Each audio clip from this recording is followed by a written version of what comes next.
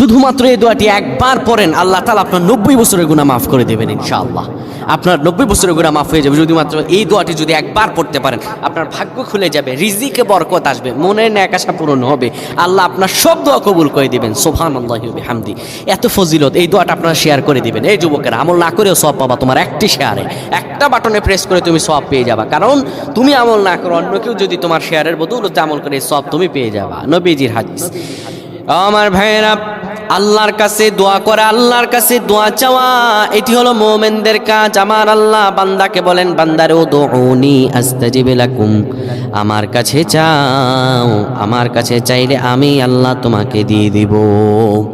কেউ যদি একবারে দোয়াটি পড়তে পারে, দোয়াটি হলো রব্বি ইন্নী যালামতু নাফসি ফাগফিরলি।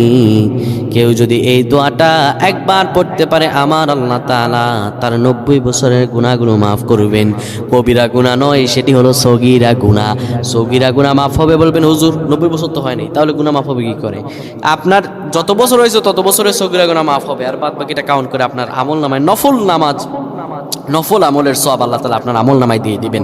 কিন্তু এটির ব্যাপারেও সহিহ সনদে তেমন কোনো গুরুত্ব আরোপ হয়নি, এটির ব্যাপারে তেমন কোনো উল্লেখিত সহিহ সনদ নেই। কিন্তু আমল করতে পারেন, যেহেতু এর অর্থ সুন্দর। আল্লাহ আমাদের কবুল করুন।